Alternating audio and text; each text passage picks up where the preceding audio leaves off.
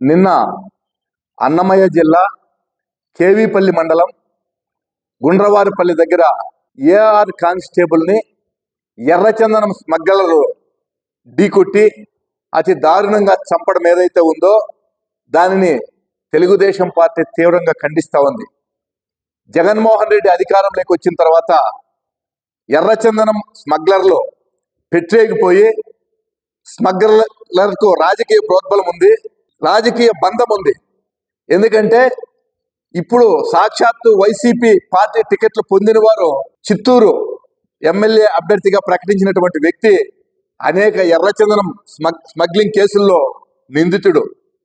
అది కాకుండా మన జిల్లాలో ఇద్దరు ఎమ్మెల్యేల పాత్ర ఉంది అని చెప్పి ఎర్రచందనం స్మగ్లింగ్ చేస్తున్నారని చెప్పి ఒక మంత్రి వాళ్ళకి అండదండలు అందిస్తున్నారని చెప్పి ప్రజలందరికీ తెలుసు.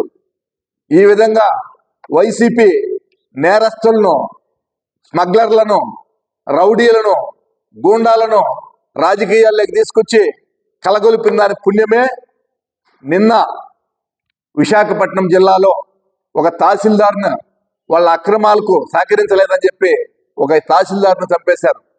ఈరోజు ఒక నిండు ప్రాణం ఏఆర్ కానిస్టేబుల్ విధి నిర్వహణలో అడ్డుకునేందుకు స్మగ్లర్లు బరి తెగించారు. దీనంతటికీ కారణం వైసీపీ ప్రభుత్వం. గతంలో ఎర్రచందనం స్మగ్లర్లు భయపడేవాళ్ళు.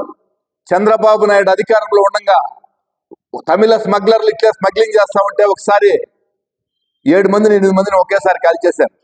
ఆ విధంగా అదుపు చేశారు. అదుపు చేసి చంద్రబాబు నాయుడు ఎర్రచందనం దొంగలందరినీ పెంచితే వైసీపీ ప్రభుత్వం మొత్తం సాఫ్ సదరం చేసి సొమ్ము చేసుకుని ఆ సొమ్ముని ఎన్నికల్లో పెట్టాలడానికి ప్రయత్నం చేస్తా ఉంది. వీటన్నింటినీ కూడా ప్రజలందరూ గమనించాల. ఈ ప్రభుత్వం వచ్చినాక అరాచకాలు పెరిగిపోయాయి, అన్యాయాలు పెరిగిపోయాయి, దుర్మార్గంగా వ్యవహరిస్తున్నారు. ఈ విచ్చలవిడి డబ్బుతో ప్రజలను కొనడానికి సిద్ధపడ్డారు. అంతేకాదు నిన్న అసెంబ్లీలో మాట్లాడుతున్నాడు జగన్మోహన్ రెడ్డి గారు విశ్వసనీయత గురించి. నాకు మించినోడు విశ్వసనీయతలో ఎవరున్నారు అని. అయ్యా జగన్మోహన్ రెడ్డి గారు, నీవు విశ్వసనీయత గురించి మాట్లాడితే దెయ్యాలు వేదాలు వల్లించినట్లుగా ఉంటుంది. నీవు మడమ తిప్పను మాట తిప్పను అని ఒక ట్యాగ్ లైన్ తగిలించుకున్నావు ఎన్నికల ముందు.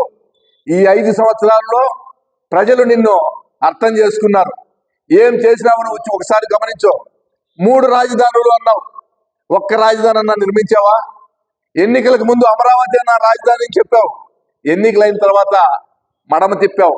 ఎక్కడుంది నీ విశ్వసనీయత అని అంటున్నాం. పోలవరం ఏమన్నా ప్రాజెక్ట్ పూర్తి చేసావా? అది కూడా విశ్వసనీయత లేదు నీకు, అక్కడ కూడా పోయింది. ఎన్నికల ముందు రైతులను మభ్యపెట్టావు.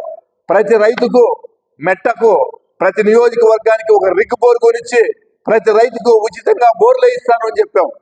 ఏ ఒక్క రైతుకన్నా ఉచితంగా బోర్ వేసిన సందర్భం ఉంది అని అడుగుతా ఉన్నా. అంతేకాదు నీవు అన్ని వర్గాలను మోసం చేసావు. ఎన్నికల ముందు ఉద్యోగస్తులకు చెప్పావు, అదెంతన్నా వారంలో ఇచ్చేస్తాను నా పిఆర్సీ, మన గవర్నమెంట్ రాని అన్నావు. ఇచ్చావా? 5 సంవత్సరాలు పూర్తిగా వస్తా ఉంది, పిఆర్సీని మర్చిపోయినావు. అవుట్ సోర్సింగ్ ఉద్యోగులు పర్మనెంట్ చేస్తా నేను అధికారంలోకి వస్తే అన్నావు. చేసావా? ఎక్కడుంది నీ విశ్వసనీయత అని అడుగుతున్నాం. అదేవిధంగా కోడికత్తి సీను దగ్గర డ్రామా ఆడిచ్చినావు. నువ్వు ఇంతవరకు కోర్టుకు హాజరు కాల. ఆయన నమ్మి 3 సంవత్సరాలు జైలు శిక్ష పడాల్సిన కేసులో 5 సంవత్సరాలు 6 సంవత్సరాలుగా కేసులో ఉన్నాడు, జైల్లో ఉన్నాడు. ఎక్కడుంది నీ విశ్వసనీయత అని అడుగుతున్నాం. నీ తల్లిని నీ చెల్లెల్ని ఎక్కడ పెట్టావు? ఈరోజు రోడ్ల మీద పెట్టావు. వాళ్ళు ప్రశ్నించడానికి నీ దగ్గర సమాధానాలు ఉన్నాయా? ఇదేనా నీ విశ్వసనీయత అని మేము అడుగుతున్నాం. కాబట్టి విశ్వసనీయత గురించి నీవు చెబితే ప్రజలు నమ్మే పరిస్థితిలో లేరు. నీ మాటలు, నీ కల్లపల్లి మాటలు ఇకెవరూ నమ్మరు.